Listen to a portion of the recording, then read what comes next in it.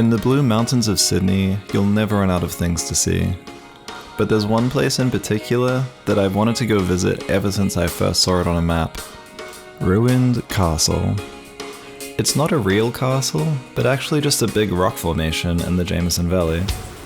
In the late 1880s, there was a short-lived oil shale mining industry in the mountains. One of the main mining operations was under Ruined Castle, but it only operated for around 10 years until the company was financially ruined by the collapse of their expensive tramway. There's not much evidence left of this time, but I find the tidbit of history really interesting and hard to imagine. All of these mildly insane routes and hikes through the mountains likely wouldn't exist without that time. Thought I'd take a moment to load some film in the camera. I have Portra 800, which is what I'm planning on using for everything.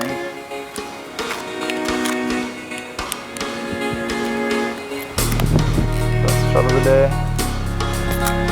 Nice.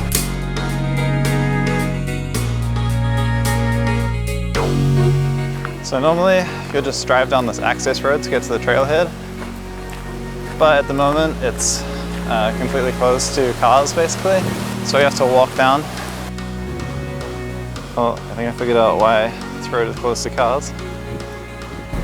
This was a really windy winter's afternoon. It doesn't always feel like it, but Katoomba does sit 1,000 meters above sea level, and when the wind chill comes in, you start to feel that elevation. I took a few photos, but mostly I was just trying to save film for the next morning. The plan was to camp in the Ruined Castle campground overnight, and then climb the rock first thing in the morning before sunrise. The Blue Mountains aren't exactly a traditional mountain range, they're really more of a canyon. This means that if you want to do anything in the mountains, you first have to descend the cliffs into the valley. In this case, I was taking the Golden Stairs down to Federal Pass.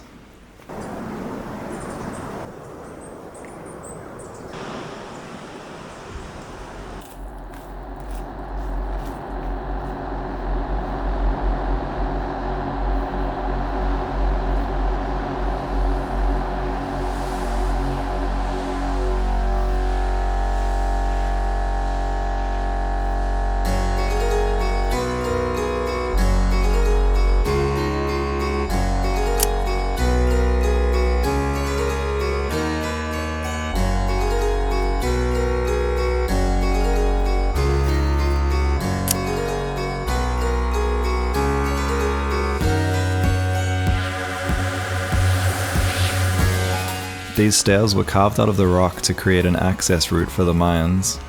I imagine there were a few less railings back then though.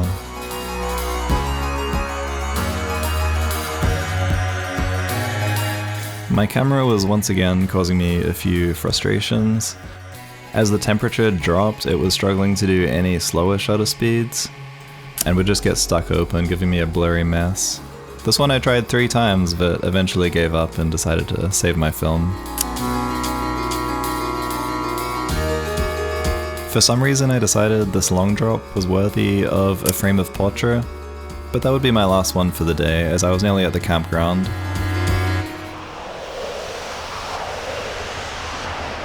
The path off to the right here is where I'll be heading in the morning, but for now it was time to set up camp.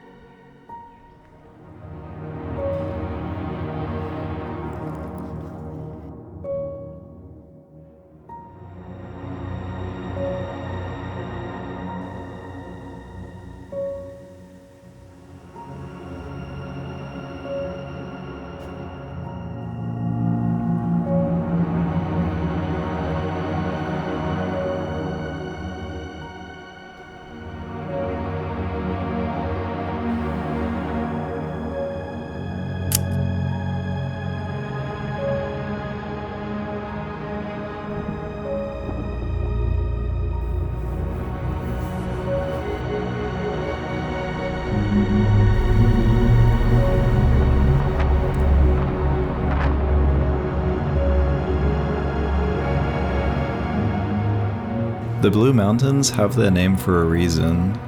The eucalyptus oil droplets in the air form that intense blue haze, which comes through very prominently on the Portra.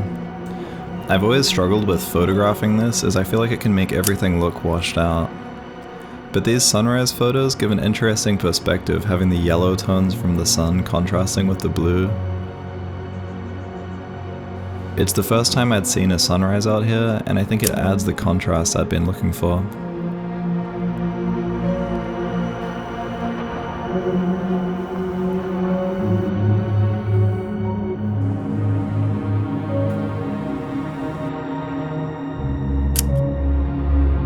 I saw an amazing old photo that was looking across the valley from Katoomba, where you can see Mount Solitary on the left, and you can just make out where I am in Ruined Castle on the right. Take away the people, and not much has really changed.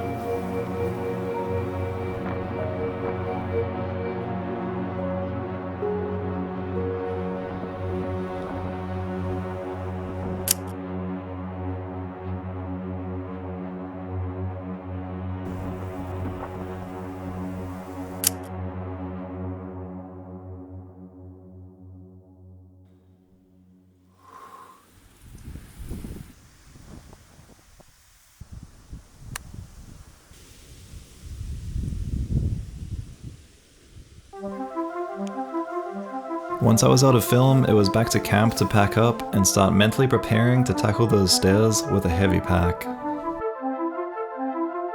Overall, this trip was a success for me. This was the first day of sun after pretty much 2 weeks of non-stop rain in Sydney, so getting out here for sunrise and seeing a beautiful location, taking some photos and just enjoying it was much needed for me.